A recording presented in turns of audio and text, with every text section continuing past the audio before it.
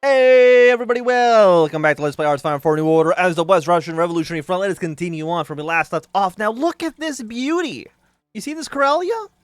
It's beautifully red. It's a lovely crimson color because it is now once again been integrated back into the Russian state. We're very happy to see it. I mean, it's not really giving us a lot of money right now. And we still do need the core Murmansk, but that'll be done and like the end of the month, so still is fairly reasonable. What we're currently trying to do is we're going to be getting our way down to the bottom of our political tree, because once that's done, I believe we'll be able to put some influence on the Euroleague and Orenburg. I'm hoping both of them will just, like, agree to join us. Like, that'd be nice. If they just, like, want to get annexed immediately. But I don't know how likely that actually is. So we're going to get a new age of culture, which is political power and stability. Always happy to have it. And then we need to encourage cultural experimentalism, which is going to go from state press to censored press. We're going to get more stability. Back on the air. Ryzhkov is going to get one influence. Again, Yakovlev's also going to get one influence, but honestly, it's fine. Sponsored cultural development. Legalize, or legislate. I know I keep saying legalize. Legislate minority autonomy. Appeal to the populace. And then after that, we're going to need to uplift young bureaucrats, followed by cement the transition into Ryzhkov. He gets 5 points, which is pretty nice for us. All of that seems very good. Now, is there anything we want to get rid of here? Invest construction. I'll honestly never take you. Might take you.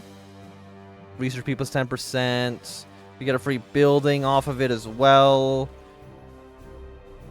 Are any of you just like garbage? Hospital, power grid. Again, power grid I honestly don't think we're ever going to really need again. Let's just go for scientific research. Sounds good to me. I mean, you're going to pay 50 political power, but that's fine. Do we still actually have the looting minigame? I haven't even thought about that. No, it doesn't seem like it, but I'm guessing maybe we're not allowed to loot once we're at this stage of the game. Okay, the new age of culture. Follow that up with cultural experimentalism. Back up to 83 as well. Again, this does cost us money to do. 0.3, 0.05 billion.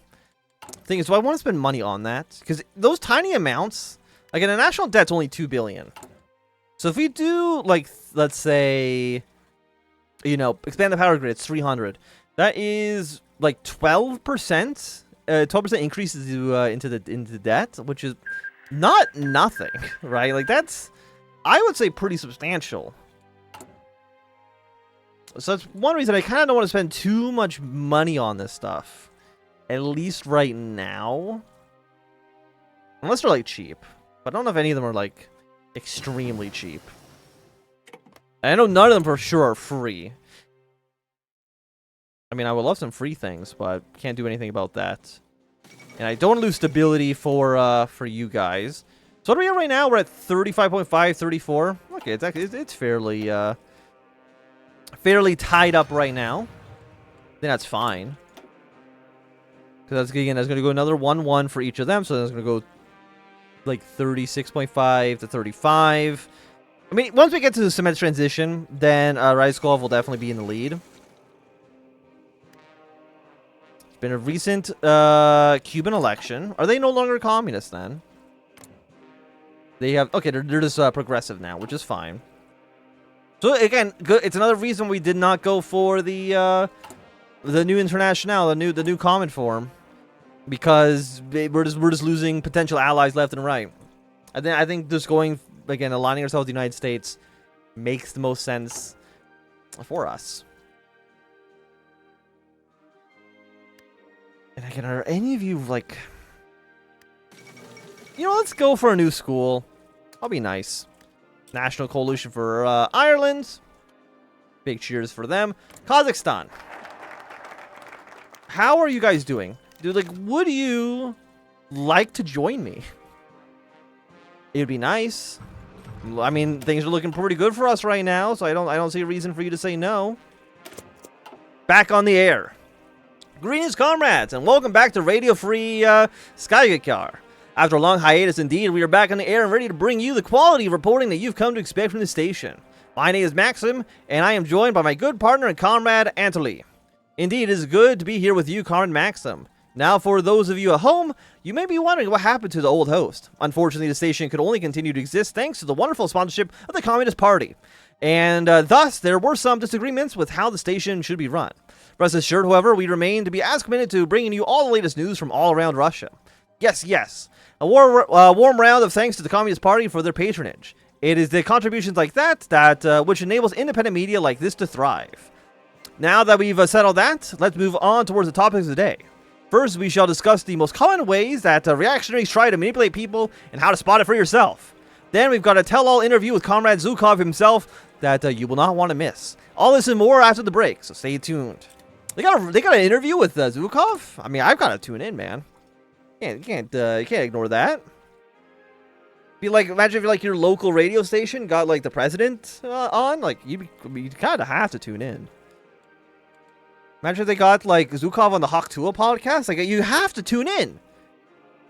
Like you can't say no.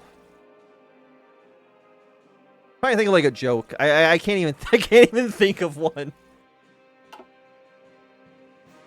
Hawk2. What a stupid. I don't know. I don't know what to even think about it anymore, man. What are we here for? We're here to have fun. We're here to have a good time. Do you think how the Hawk2 girl would have been on Zhukov's side or on Beria's side in the death of Stalin? I don't know. I think she could be a real Beria stan.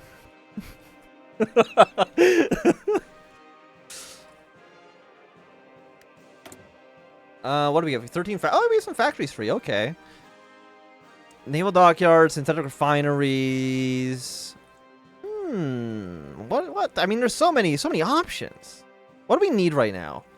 Hospitals. I mean, everything's actually kind of bad. Let's go for more administration offices. And I think if I hover over you.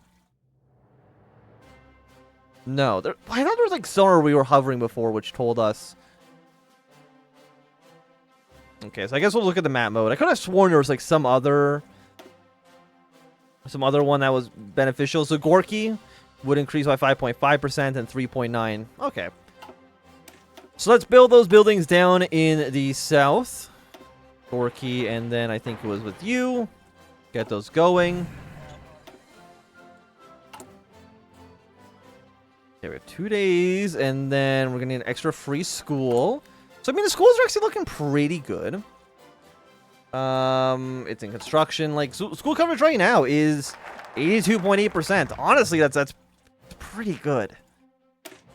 Like, compared to where else we could be, I think that is a completely beautiful place to be in terms of our schooling. Really setting ourselves up for future generations, for sure. Any other free buildings we can get, free hospital, sounds great.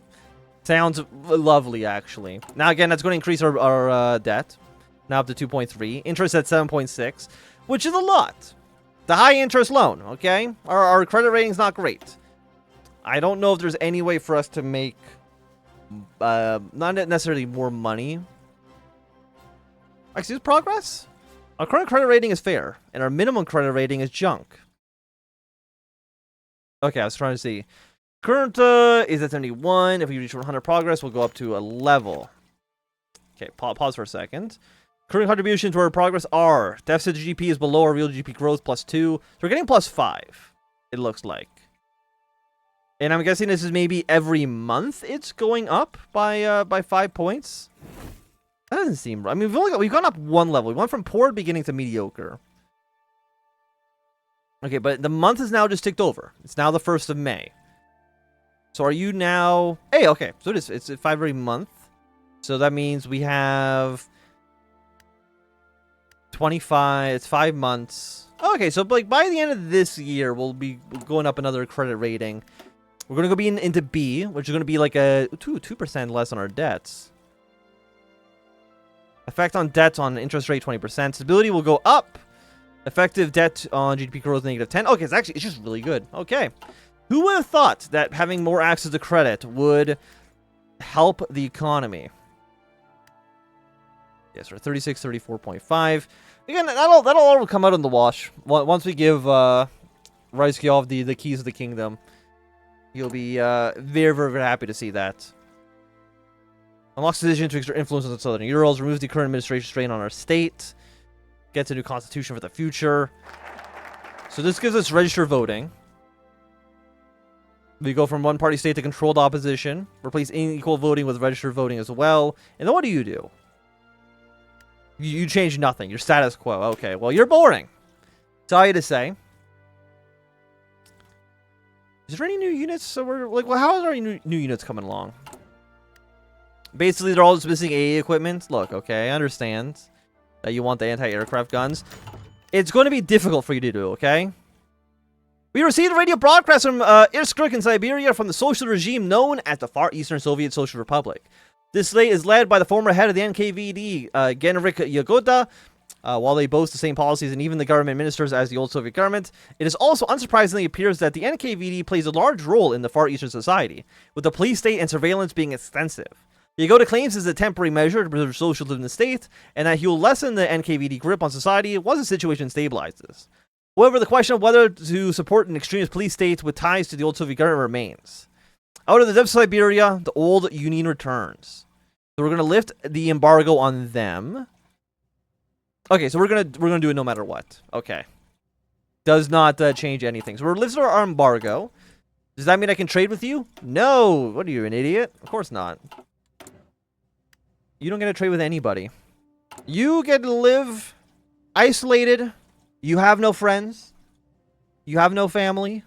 You've got nothing. No one in the world cares about you, West Russia. I'm sorry to say. No one will trade you. No one will even give you a nickel.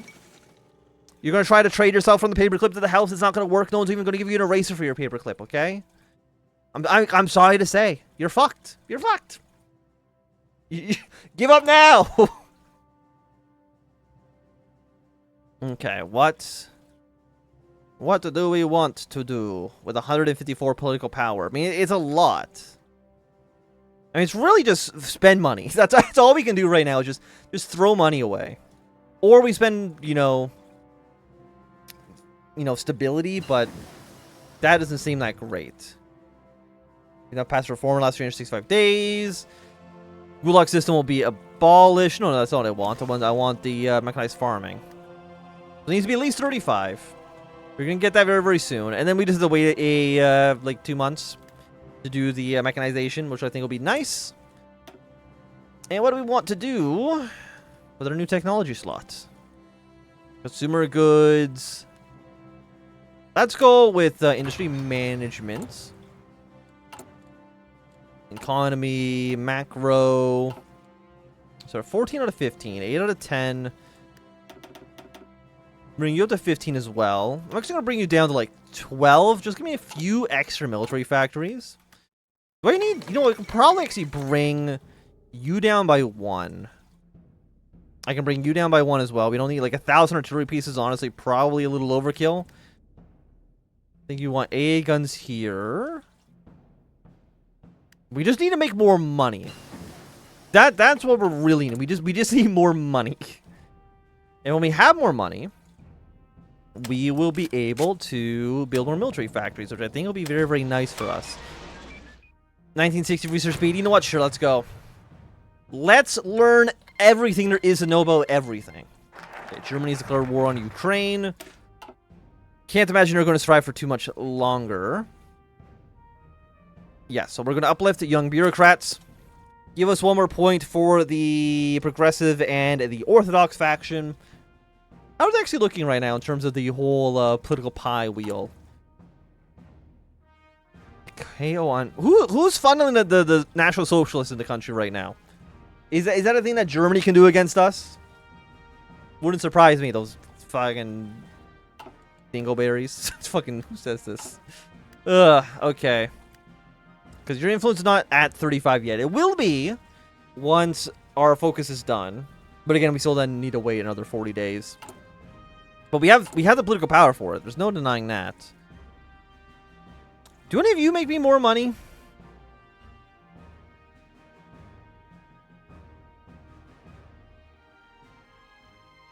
You know, worker training might. I guess there's a research bonus as well. You know what? Sure.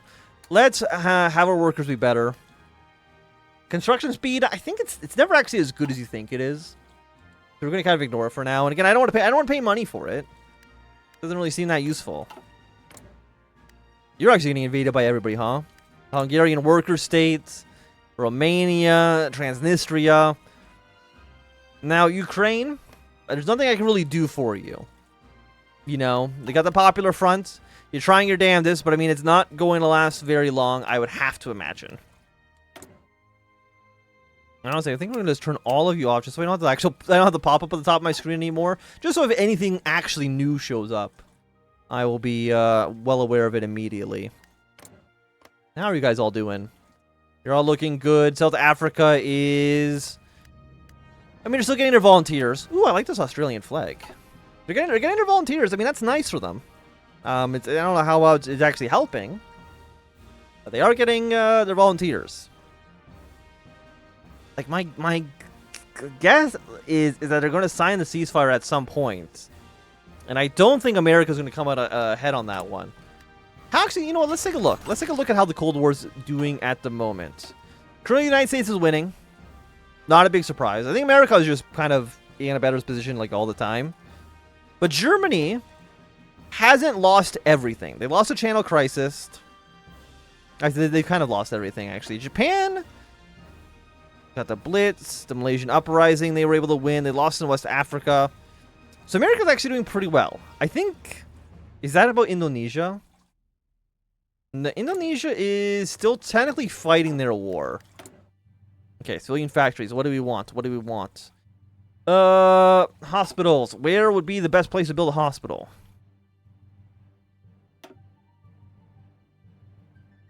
Gorky. Is Gorky just like dog shit?